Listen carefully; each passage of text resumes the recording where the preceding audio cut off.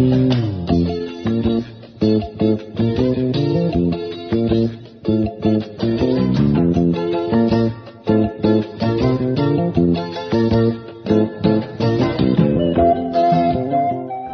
araw ay may dalang mga posibilidad ng tagumpay o kabiguan, ng ligaya o lungkot. Kaya marapat lamang na tanggapin si Jesucristo bilang tagapagligtas at Panginoon. At matapos yon ay panariwain ang katapatan at paglapit sa Kanya bawat araw o day by day. Ang day by day ay naglalayong umalalay sa pang-araw-araw na pamumuhay Kristiyano. Narito po si Pastor Ed Lapiz sa mensaheng pinamagatang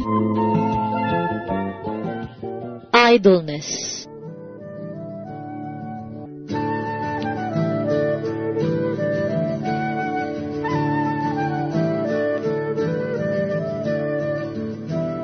Siguro lahat tayo merong kilala na tao, masasabi natin, napaka-idle ng taong ito. At dyan po sa aming neighborhood, kuminsan namimintana ako, nakikita ko yung mga ibang kabataan, mula umaga, tanghali, hapon, nagagabi, nandun lang sila. Nagti-people watching lang, at nandun, titingin ako, tingdudong ako, nandun sila. Halos ayaw nilang umabsent doon sa tabi ng kalsada. But probably, we have, and we know people that are probably, can be correctly labeled idle or lazy. How did you get to like idle people? How was your experience with them? Have you ever suffered because of idleness? Maybe because of other people's idleness or your own. Our Father, we ask you to just quiet our hearts, please, and speak to us tonight. Speak to us in simple terms, O Lord. May your Holy Spirit fill this place. And very especially, O God, we open our hearts to the work of your Holy Spirit. May your Holy Spirit lead us to your truth. May your Holy Spirit unlock to us the mystery of your word. May your Holy Spirit take away our spiritual blindness so that we may see your word as you want us to see it. Work in our hearts, O Lord. Preside over this activity. Bless your people with this message. This we ask in Christ's name. Amen.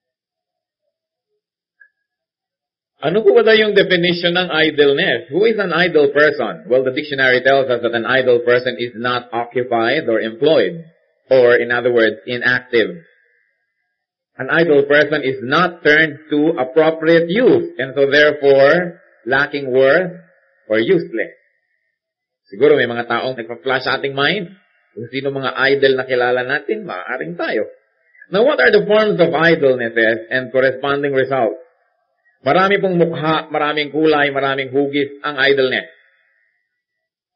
Isa na dyan, what are the many forms of idleness? Oversleeping. O huwag niyong tingnan ang katabi niyo. Lalo kung kabisado ninyo. Oversleeping. What is the right amount of sleep? For a healthy adult, it's plus or minus a little bit 8 hours a day. Or, depending on your metabolism and activity, what is required to be reasonably rested and refreshed. Now, there are people that oversleep.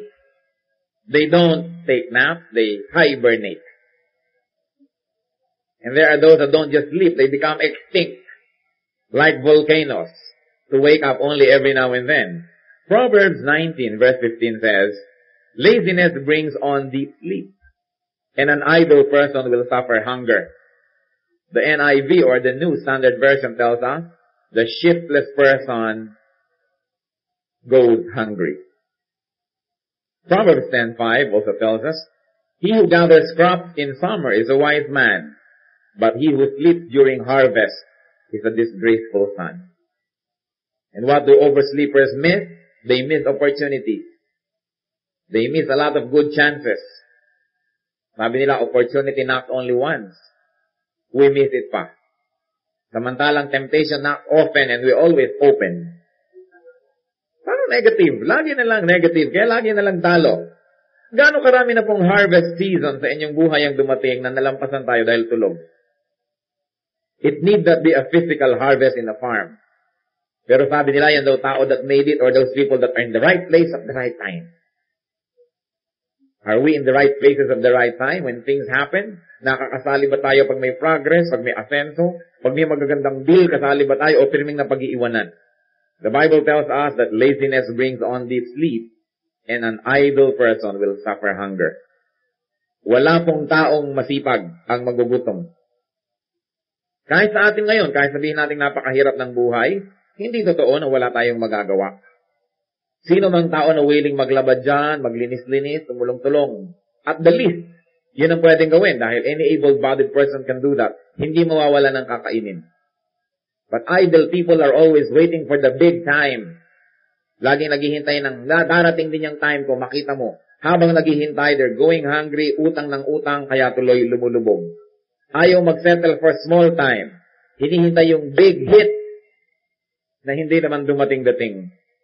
Sabi ng Proverbs 20 verse 13, do not love sleep, for you will grow poor. Stay awake, and you will have food to spare. Napakahirap po sa tao na lagi nalang gustong matulog. Imagine, tulad nga ng nasabi ko na, payagan niyo akong sabihin muli. Kung natutulog tayo, natatandaan niyo po na noon, merong advertisement, ang dyaryo na paulit-ulit. Sabi niya, I want 1/3 of your life. Akala ko evangelistic po yun, no? Crusade. Yung pala advertisement ng kama. Di po ba may mga advertisement na puro tanong kung ilang araw nakalagay sa dyaryo, tanong lang, tsaka palang sasagutin to arouse curiosity? Yun ang tagal, I want 1/3 of your life. Yung pala, nung makailang linggo nang nakikita mo, I want 1/3 of your life. Sinong nakakita ng advertisement na yan? Nakakatanda. Yan. Yung pala kama. Paano? We sleep 8 hours a day. 8 is 1/3 of 24 hours a day. Imagine, 1/3 of our life tulog. Kaya kung tayo po'y nabuhay ng 60 years, 20 years tayo tulog. Pag pinagdugtong-dugtong nyo yan, 20 years na tulog. Eh, yung iba naman, hindi lang 8 hours. So, gano'ng karami yung tulog dyan? Tapos nagtataka pa kaya, ang hirap ng buhay, ba't kaya hindi ako umasenso? Makatulog na lang nga. And so, dapat po tayo natutulog. Ibinigay yan sa atin ng Diyos para tayo mag-rest. But it must be put in the correct place. And you will notice, brothers and sisters, the more you sleep, the sleepier you get. Habang tulog ka ng tulog, mas antukin ka pa nga eh. Di ba? Kaya sabi, huwag tayong pirming tulog ng walang katuturan. That's one form of idleness. There's another form, hindi tulog pero over-resting.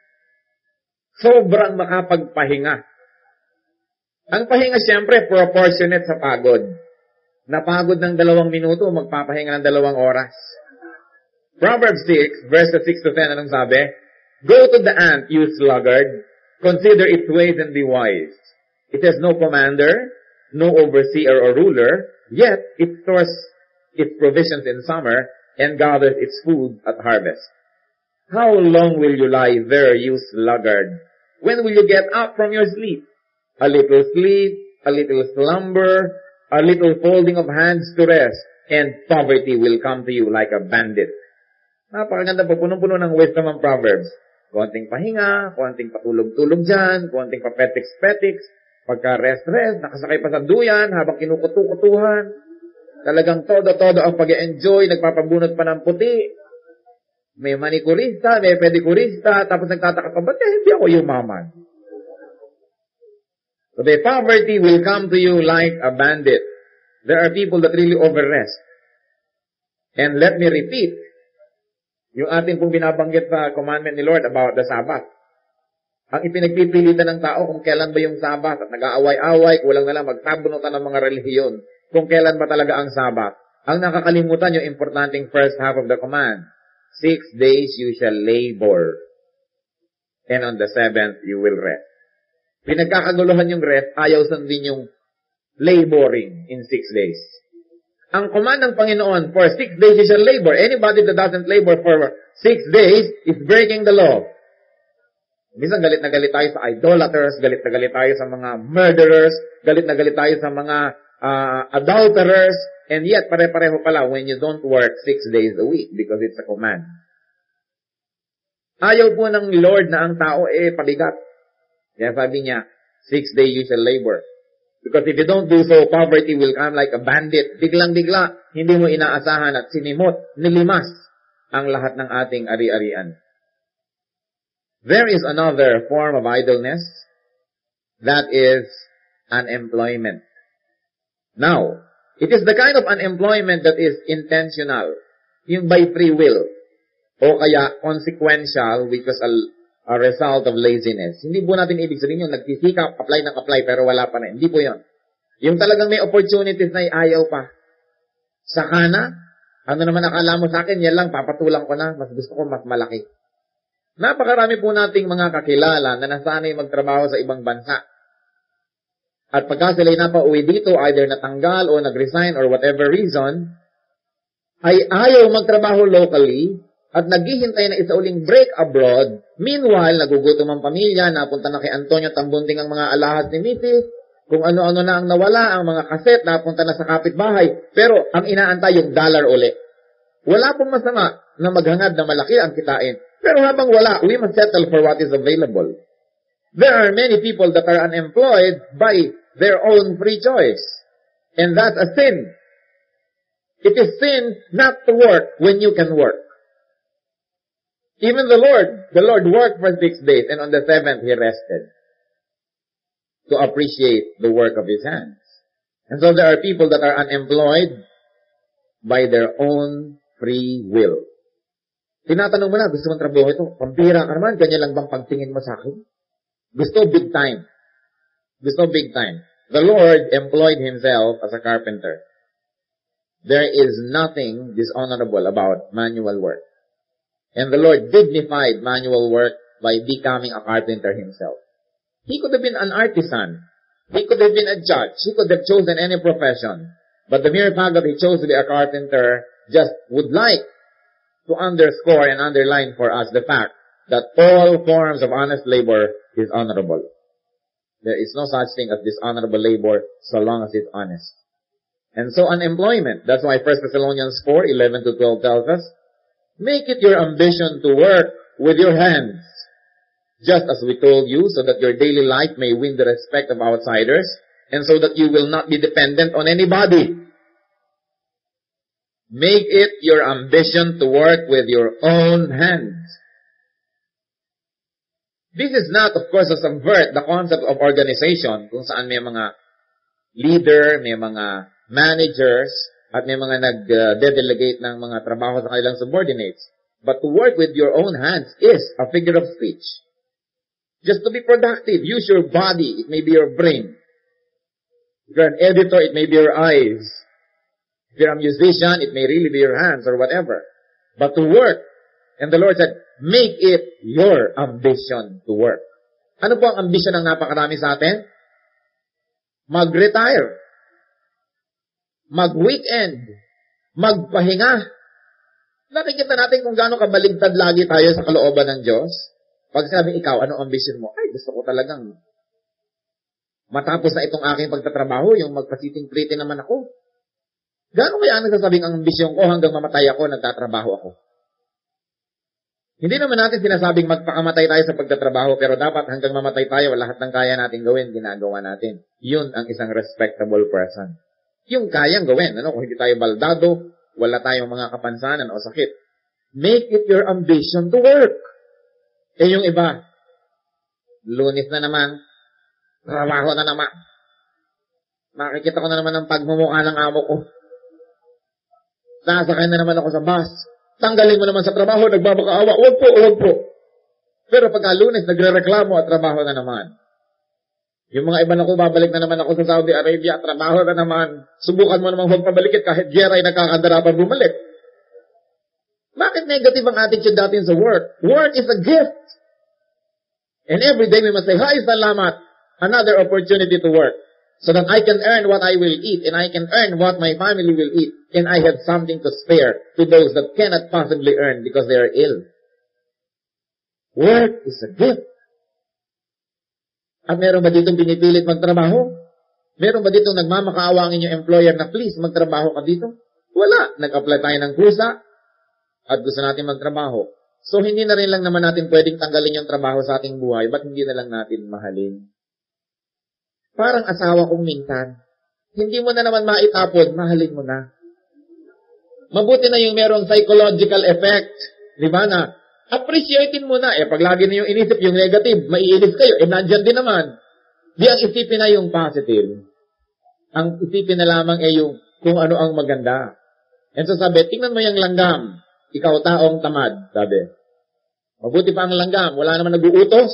Wala namang amo. Wala namang hepe. Trabaho ng trabaho. Ay, ito naman mga tao, may amo na nga, mapatalikod lang konti. Pahinga. Pagdating ng amo, nagpapanggap na gumagawa. Wala namang nangyayari. And so sabi, mabuti pa ang langgam. Unemployment. 2 Thessalonians 3 verses 10 to 12, sabi ni Paul, for even when we were with you, we gave you this rule, if a man will not work, he shall not eat. We hear that some among you are idle. They are not busy, they are busybodies. Such people we command and urge in the Lord Jesus Christ to settle down and earn the bread that they eat.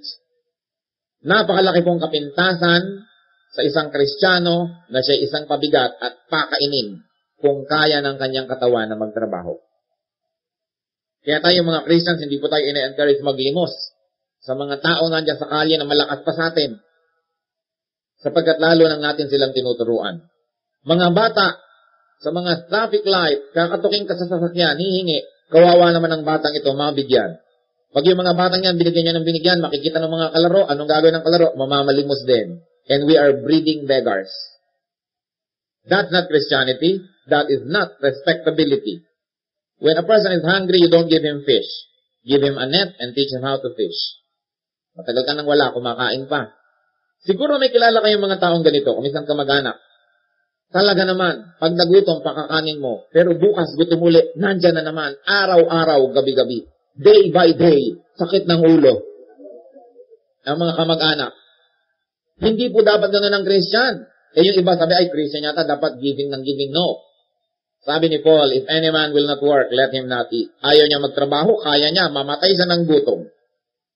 Hindi po tayo masasamang tao, pero ang tunay na kabutihan, yung hindi pagkonsente sa katamaran. Hindi po kabaitan yung pagkonsente. Akala natin, ang bait niya, talagang okay lang yan, okay na okay. Hindi po tunay na kabaitan yun. Sapagkat sinisira na natin ang ating sarili, pumapayag pa yung iba. Hindi kabaitan yun. Real charity is intelligent. And so, if anyone will not work, let him not eat. Proverbs 10:4, lazy hands make a man poor, but diligent hands bring wealth. Nakita niyo po, wala pong kontra ang Diyos na tayo'y umunlad, umasenso, magkaroon ng wealth. Ang gusto lang niya through honest labor. And the Lord knows how to reward the work of an honest man. There's another form of idleness aside from unemployment, and this is underemployment. May ginagawa naman. Hindi naman talaga totally walang ginagawa. Pero napakaliit naman ang ginagawa niya kung ikaw kumpara sa kanyang kinakain, sa kanyang hinihinga. Lugi pa ang Diyos. Sa hininga na lang ng oxygen, lugi pa ang Diyos. Dahil wala siyang production. Having less than full-time and regular work or adequate employment by choice. Remember, this is always by choice. Proverbs 18:9, sabi, one who is slack in his work is brother to one who destroys. Kapatid ng isang tamad o makupad ang isang naninira, sapagkat nakakasira din siya. Proverbs 24, verses 30 and 31, sabi niya, I went past the field of the sluggard, past the vineyard of the man who lacks judgment. Thorns had come up everywhere. The ground was covered with weeds, and the stone wall was in ruin. Ganun po kaya ang buhay natin. Puro damo. Puro mga damong ligaw, yung mga pangit na damo. At puro tinik ang ating mga bukid. At yung mga pader daw, nasisira na, wala man lang nagme-maintain. Ganun po ba ang buhay natin? Ganyan po ang buhay ng mga tamad. Ng mga sluggard. Wala namang ginagawa, sariling bahay lang, hindi pa maayos. Sariling katawan, hindi maayos. Sabi, sinasayang ang lahat ng pagkakataon. Lahat po tayo mga tao, binibigyan ni Lord ng mga resources that are very unique. We have gifts. Gifts which, when properly employed, will make us not only self-sufficient and self-reliant, but prosperous to the point that we can help others. But what is happening? We underemploy ourselves. Pwede bang magtrabaho, tumitigil na. May mga tao, 50 years old, 40, gusto na mag-retire. Meron naman, 2 oras pa lang nagtatrabaho, ayaw na. 30 minutes pa lang nagre-review, tama na. Pero pagka ang mga ginagawa natin ilayaw ng katawan, kahit 3 oras, bitig, gusto pa. And so, we underemploy ourselves. We don't use to the full all the potential that God gives us. And that is idleness. People that can still take a lot more with the capacity that they have, but they take a lot less because they choose to be lazy. And then there's another way to be idle, and this is by being busy. Ano yan, baligtad. By being busy with unproductive activities. And that is a form of idleness.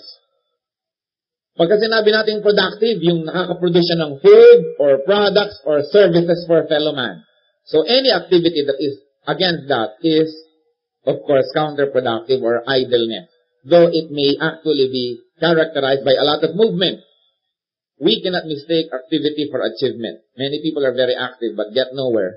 They produce nothing and they serve no one, but they are busy. At sino ang mga yan? Unang-una na po ang mga chismoso at chismosa. Gossiping is a form of idleness by being busy for nothing. 1 Timothy 5:13, sabi, besides, they get into the habit of being idle and going about from house to house. And not only do they become idlers, but also gossips and busybodies, saying things that they ought not to say. Noon daw po nagkaroon ng project ang United Nations sa isang village sa Africa. Nilagyan nila ng gripo ang bawat tahanan para may running water ang bawat banyo. Doon ang mga tao maghuhugas ng kanilang mga pagkain, maglalaba, maliligo. Ayaw ng mga misis. Walang nagbubukas ng gripo sa kanilang bahay. At kahit mabibigat ang mga palayok, dinadala nila doon sa ilog, doon saan sila sumasalok ng tubig. Palibhas at habang sumasalok ay chismisan ang chismisan. Nawala nga naman ang kanilang chismisan nung may kanya-kanyang gripo sa bahay. Kaya ayaw, nireject nila ang project na ito. It did not succeed. Akala natin matutuwa na sila dahil may gripo, nabawasan ang daldalan. At napakarami po mga tao, inuubos ang kanilang panahon sa pagdadaldal. At lalo kung hindi busy. Kaya nga sabi, an idle mind is the devil's workshop. If you are not doing anything, make sure that Satan will put you to work. Satan, meron siya isang katangian na dapat nating kopyahin. Ang sipag. Di po ba? Napakasipag. Sa paggawa lang nga ng mali. Pero ang sipag-sipag. At hindi niya natotolerate ang taong tamad. Kaya pag tayo tamad at walang ginagawa, bibigyan kanya sigurado ng magagawa. Gaano karaming kasalanan ang nagawa natin, ang umpisa ay sabi lang natin, kasi bored ako. Wala kasi akong magawa eh. Kaya ako lang naman ginawa yan kasi wala akong magawa. Sapagkat ang taong walang magawa, bibigyan talaga ni Satan ng magagawa. At ang unang ibinibigay, mag-gossip. Idle people are gossips. Sa Japan, nabawasan daw po ang mga village chismis. Noong marami po mga kumpanya ng mga electric fan at mga TV, dinadala nila yung mga spare parts sa bahay-bahay, ang mga misis tinuruan nila mag-assemble. Nabawasan ang chismis at intriga sa mga bayan, umunlad, umasenso. Habang humihirap ang buhay, mas talamak ang chismis. But don't get me wrong, kahit sa high society, cancerous ang chismis. And so gossiping is a form of idleness. There's another form of idleness by being busy, and that is gambling. Kumita, pero may uwi. May uwing pera kung nanalo. Pero walang na-produce siya na product. Wala siyang na-produce na services. Wala siyang na-produce na service to men. And so therefore, that's why gambling is very evil. It is eating something that is stolen. Why stolen? Sabi, bakit itinaya naman niya yan? Hindi ko naman kinuha sa kanya. Stolen, because what does stolen mean? We did not work for it, honestly. Well, you may work for it, but did you work for it, honestly? Genesis 3:17, ang sabi ni Lord kay Adam and Eve, in toil you shall eat of the ground all the days of your life. In Genesis 3:19, in the sweat of your face you shall eat bread. Ayaw ng Panginoon na kumakain tayo nang hindi tayo nagtatrabaho. Hindi katanggap-tanggap sa Panginoon ang mga taong pabigat. Sabi niya, in the sweat of your face you shall eat. Ayaw ni Lord ng mga patiway-tiway, mga freeloaders, free riders. Gusto na lang ay sumipsip ng dugo ng kapwa. No, this is not honorable. and gambling is one of them.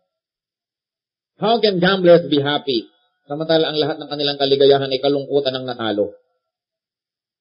Bawat may isang bahay na may gambler na masaya at may pansit, merong ibang bahay na malungkot, mag-asawang nag-aaway, mga anak na hindi nakaka-enroll dahil nadala ng iba. It is robbery. Robbery with consent, but nevertheless, robbery. Another idle activity by being busy is what I have mentioned kanina, people watching. Yung bang girls watch the boys while the boys watch the girls who watch the boys go by. Ganyan. Bantayan ng bantayan, eye to eye. People watching, at marami pong tao yan ang libangan, mamintana, habang nangungukot ng butong pakwat, nangunguyakoy. Pinapanood lahat ng taong dumadaan. Idleness. And there's another way to be idle, and that is to have too much entertainment. Yung talagang addict na sa ABS-CBN. Hindi ito yung istasyon. ABS-CBN, ito po yung alak, babae, sugal, cabaret, bar, at nightclub. Puro entertainment. O kaya lahat ng sine na panood, kada kambyo ng sine nandun. Too much TV, too much music, too much radio. Pagkatapos ng day by day, bakit patayin na ang radyo? Di po ba? At mag-concentrate sa inyong ginagawa. Sobrang mga bisyo kumisan. Kaya sabi nga sa Luke 12:19-20, and I'll say to my soul, soul, take life easy, eat, drink, and be merry. But God said to him, you fool. Hindi yan ang ibig sabihin ng buhay, to eat, drink, and be merry. And so sometimes there's too much entertainment. Baka po sobrang entertainment sa buhay natin mga kapatid. Gaano karaming oras natin ang ginagamit sa pagsamba sa harap ng bagong templo at altar ngayon, which is the TV set. Yan daw po ang modern altar. Gaano karami ng mga tao, mga pamilya ang may family altar, nakakapag-pray together, magkakasama, pero ikinumpaya nyo ang oras magkakasama sa panonood ng TV. That is where the people of this generation worship in front of the TV set. Naaagawan ng Diyos, tapos galit na galit tayo sa mga idol. Idol din ang TV. Anything that stands between us and God is an idol. Baka naman sibakin nyo na ang inyong mga TV. Hindi masama, pero kung dapat ilalagay natin sa tamang proportion, baka mas marami pang oras ng TV kaysa sa pagbabasa ng Bible. Honestly, sino ang makakapagsabi, pero don't show your hand, let the Lord see. Sino ang makakapagsabing, mas marami akong oras ginugugol magbasa ng Bible kaysa manood ng TV? Meron kaya? Kung meron, inyo na ang aircon na ito, iyuwin nyo na. Huwag nyo lang ipakita sa guard. So meron kayang ganon? Gano'ng karaming pumunta sa TV? Too much entertainment. Too much comics. Too much magazine. But very little of the right things. What are the other biblical references to idleness? Alam niyo ang Bible tag ng mga verses about idleness? Hebrews 6:22 ang sabi, we do not want you to become lazy. And then Proverbs 31:27, nang idinidescribe po ang isang ulirang babae, an ideal woman, sabi, she watches over the affairs of her household and does not eat the bread of idleness. Anong resulta? Verse 28, Proverbs 31, her children rise and call her blessed, and her husband also, he praises her. Mga kababaihan, ang inyo po bang anak ay talagang sasabihin, wow, okay talagang mami namin. Naunang gumising at inihahanda ang aming breakfast. O baka naman ang mga bata ay nakaalis at nakabalik na ay tulog pa si mami. Sabi daw ang isang ideal mami, sabi sa Proverbs 31, pinakamaaga siyang gumigising, nauuna pa siya kaysa sa katulong. At pagising ng mga katulong, binibigyan niya ng mga assignment. At ino-oversee niya kung nangyayari nga. Hindi puro katulong na lang ang nagdedesisyon. Siya ang lady of the house. Siya ang nagbibigay ng instruction. Kaya ang resulta, her children arise and call her blessed. And her husband praises her. Kayo po ba'y napupuri ng inyong husband sa inyong kasipagan sa bahay? O pag hinawakan ng inyong husband ng mga basoy, nahuhulog sa dulas. Nagmamantika. At pag may nangalumbaba sa mesa, ay biglang nadadapa sa dulas ng mga mesa. Hindi man lang masabon. Anong klaseng pamamahay mayroon ang ating mga kapatiran? God is a God of order. Hindi maaari ang bahay ng isang Kristiyano ay marumi o makalat. Kung minsan, papasok kayo sa isang bahay. Alam niyo ba? Lalo mga bachelor's pad. Ang linis naman dito, parang babae ang nakatira. At bakit po ang Kristiyanong lalaki ba dapat marumi? No. If the Lord Jesus Christ lived in a pad, a bachelor's pad, ano kaya ang itsura? Nagsabit kaya siya ng mga gamit, naghampas siya ang mga pantalon niya at nagkalat kung saan-saan? Or will it be orderly? Sometimes even the men of today have a very, very distorted concept of what a man is. Children of God have to be orderly. At hindi ka pwede maging orderly kung ikay tamad. Kailangan maayos, malinis. We do not eat the bread of idleness. In Proverbs 20 verse 4, a sluggard does not sow in season, and so at harvest time he looks but finds nothing. Wala naman daw itinanim, siyempre, wala naman tayong aanihin. And then Ecclesiastes 10 verse 18 says, if a man is lazy, the rafters sag. If his hands are idle, the house leaks. Napakarami pong tao masyadong disareglado. Kaya laging huli, ang mga bata kung kailan nandiyan na yung school bus, saka pa gumagawa ng mga sandwich ng mga nanay, walang organization.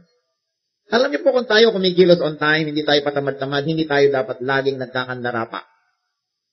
At kumisan may mga tao kung kailan lalabas ng bahay, saka doon palang pinaplansya yung isusuot. Pagkatuloy brown out, nagpapanik. Hindi kasi handa. Mabuti pa daw yung langgam, habang summer, ipon ng ipon. Pag tag-ulan na, kampante na siya. Maraming tao po, lagi na lang at the last minute ang lahat ng bagay. May mga ginang na kung kailan nagpiprito, ay wala palang mantika, doon patatakbo sa tindahan. Kaya kung tumatakandar ang gaso ang kuryente, nasayang dahil wala pang ipiniprito. At ang taong laging nagmamadali, mainitin ang ulo. Kaya laging nakasigaw, laging nag-aaway-away. Walang organisasyon eh. Mga estudyante kung kailan isasubmit na lang ang mga thesis, mga term paper, 2 gabi talagang nangangalumata. Gawa ng gawa. Kaya tuloy, pangit. Hindi maganda. If a man is lazy, the rafters sag. Whatever your rafters are in your life. Ngayon, iba naman pong klase kung talagang wala namang pambili ng mantika, wala tayong magagawa. Pero merong may pangbili. Pero kung at the last minute, doon na lamang, walang organisasyon. Nasasayang ang oras. Pabalik-balik sa tindahan na pagtutubuan ng mga sari-sari store, imbes mamimili once a month para medyo marami-raming mabili, na pagtutubuan, walang planning. At marami po sa atin, if we'll be honest, marami tayong wasted time because wala tayong organization. If a man is lazy, the rafters sag. Why does idleness rob man of happiness? Bakit tayo nananakawan ng kaligayahan kung tayo'y tamad o idle? Well, idleness robs man of happiness because idleness robs man of the things that bring true happiness. And what are these things? Basic necessities. Pag ang tao tamad, di wala yung basic necessities. How can you be happy kung wala kang basic necessities? And of course, you need to be prosperous also to be happy. But a lazy man will not be prosperous. Ngayon, kung meron kayong asawa o kapatid o anak na masipag, kumikita, kayo'y tamad, sasabihin niyo, hindi totoo yan. Tamad ako pero prosperous. But it is an artificial prosperity. Subukan ninyo na biglang mawala yung naghahanap buhay, mawala sa inyong buhay. Heto na ang poverty. 2 weeks pa lang, ramdam na. Dapat meron tayong sariling, sipag. Marami pong iba sasabihin, ba't ako tamad, enjoy, sapagkat siguro ay umaasa ka sa iba. Pag nawala yung inaasahan na yon, wala na yan. And so, idleness robs us of happiness because it robs us of basic necessities and prosperity which is necessary to happiness. Idleness robs us of material security. Idleness does not allow us to have our daily bread, which are basic ingredients of happiness. And of course, idleness robs us of comfort. Nauna ang sarap, pero mamaya may dusa. Paano tayo sasaya kung hindi tayo komportable? Nilalangaw ka, nilalamok pag natutulog. Paano magkabit lang ng kulambo, tinamad? We cannot be comfortable really if we are idle. We can only be comfortable in a very artificial period of time, but we're going to fail. And of course, idleness robs us of happiness because it does not allow us to be independent. Pag ba kayo dependent, sasaya kayo. Kahit batuhin kayo ng kahit ano, nakangiti pa rin tayo doon sa nagbubigay sa atin. Kasi, dependent tayo That's what's wrong. If you're dependent on anybody, they can throw anything at your face and you will have no option but to smile. You cannot be happy. Only independent people are happy. We don't mean yung mga wives na full-time sa kanilang pagtatrabaho because that's not dependence. Because you are also working. Hindi lang kita yung salary. But full-time mothers are also working. Hindi sila dependent. Hindi lang sila pinapasweldo ng asawa nila. Pero hindi sila dependent dahil nagtatrabaho sila. They are also independent because they earn the food that they eat through the honest labor. Underpaid pa nga ang mga asawa. Sasabihin ng mga ibang lalaki, bakit? Akong bumili niyan. Sabihin naman ng babae, bakit? Mabibili mo yan kung hindi ako nagtatrabaho sa bahay. Alagaan mo nga ang mga anak mo. Tingnan ko kung makakapagtrabaho ka, makabili ka. You are able to put these things up because I enable you, because I do what you should be doing. And so, ang sayo ay akin din. Mga wives, huwag nyo kakalimutan ng inyong script. Dapat, inyo talaga yan. Bakit? Kung wala ba kayo sa bahay, may magbabantay ng bahay niya. Sasabihin niya, TV ko, abay, kung hindi nyo binantayan yun, matagal nang nanakaw ng iba. Di po ba? Kaya huwag kayo sabi siya ang kumita, kanya yan. No! Dahil kung kayo man, pinapasweldo sa bahay mga misis, baka kulang pa. Kulang pa. Ang mga misis ay nurse, doktora, karpintera, plumber, kusinera, labandera, planchadora, kasiping pa ng asawa. Aba, sa totoo lang po, kung babayaran kayo ng asawa nyo, lugi pa kayo. Kaya huwag kayong sasabing papayag na kanila yan. No! If you are not there, they would have not been able to do what they do. Puro free pa ang services. Diba? Huwag kayong papayag na ginaganong-ganong kayo. Because wives are workers. Unpaid lang nga. And so why does idleness rob a man of happiness? Because idleness robs a man of self-respect. Ang mga taong tamad, kahit namurahin mo, basta binigyan mo, okay lang. Diba? Kahit napagalitan mo, tamad Walang self-respect. Inside the heart, nakaka-grieve din yun. Kaya ang taong tamad, hindi tunay na masaya. And of course, dependence or idleness, hindi nakakaroon ang tao tuloy ng respect sa atin. Hindi tayo napupuri, hindi tayo na-admire, and we need that also to be happy. Our hearts bloom in praise. Hindi ka naman napupuri, hindi mo nararamdaman yung ligaya. And of course, an idle person does not experience fulfillment. Therefore, idleness is really a thief that robs us of happiness. Masyado tayong na-underchange, short-change if we are idle because we don't enjoy basic necessities, prosperity, material security, our daily bread. We don't experience comfort. We don't enjoy independence, prominence, and even the capacity to give. We don't have self-respect, and we don't enjoy the respect, praise, and admiration of others, and we don't feel fulfilled. Lugi ang isang taong tamad. And there are many forms of idleness, as we have said. There's a person na talagang full-time na idle. Meron namang paminsan-minsan, merong part-time na idle. Pero, how idle are you, brother and sister? How idle are all of us? Sabi ng Psalms 90 verse 12, teach us to number our days. We must number our days. Kaya nga nilagyan ng 24 hours para manumber. Malaman natin kung anong percent ang napunta sa productive endeavor, anong percent ang napunta dito, anong percent ang nasayang. Teach us to number our days. If you're going to number your days, brothers and sisters, how will you account for your 24 hours? How much is spent in idleness? How will you account for your 7 days a week? How will you account for your month? And how will you account for your years? The first judgment, pag namatay tayo, either you're in heaven or in hell. And so in the second judgment, Proverbs 24 verse 12, ang sabi, will he not repay each according to what he has done? will he not repay each according to what he has done? And Matthew 10:27, for the Son of Man is going to come in his Father's glory with his angels, and then he will reward each person according to what he has done. Sabi niba, akala ko ba works are not important? No, works are not important when it comes to salvation because we become saved by faith. But those that are saved by faith, pagkatapos ng salvation by faith, important na yung work.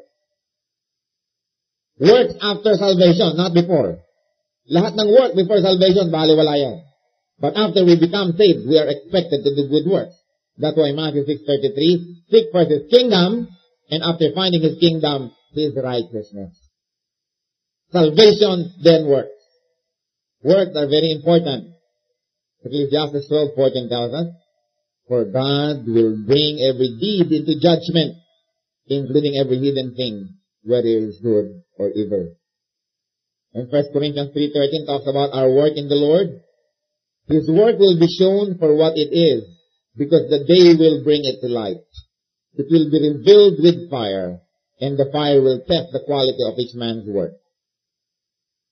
How much work are we doing? And how much work are we doing with eternal value? How much work are we doing in the name of the Lord and for the Lord's kingdom? But let's remember a few things. We cannot work for the Lord. The Lord does not need our work. But we can work because we obey the Lord, and therefore we work for the Lord's kingdom. But we don't serve God.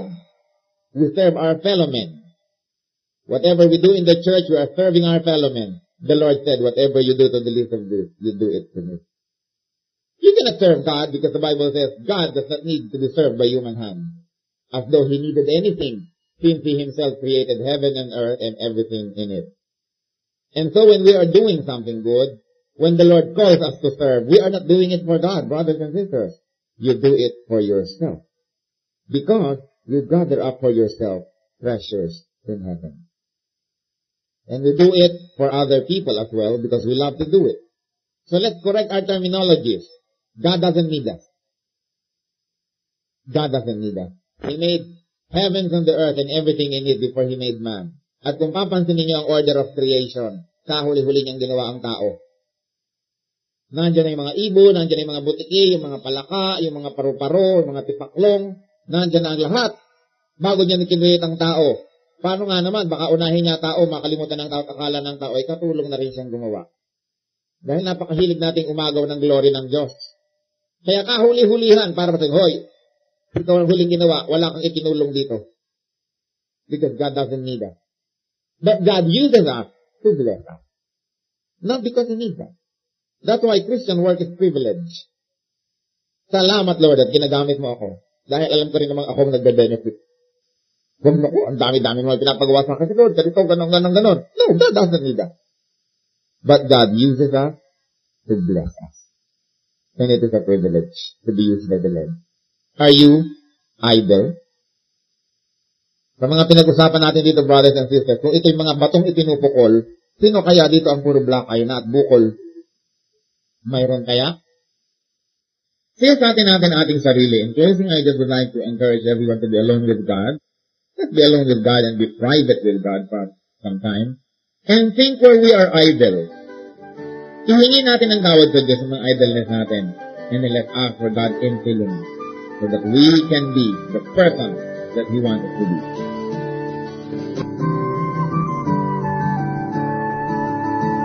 Ang katatapos pong mensahe ni Pastor Ed Lapiz ay pinamagatang Idleness.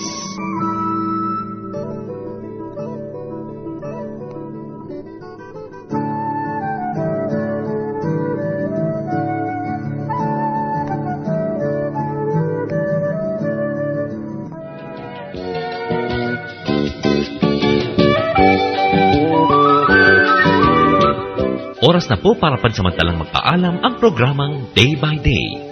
Tayo po'y magsama-sama mula Lunes hanggang Biyernes. Magandang gabi po at mabuhay ang Panginoong Hesus.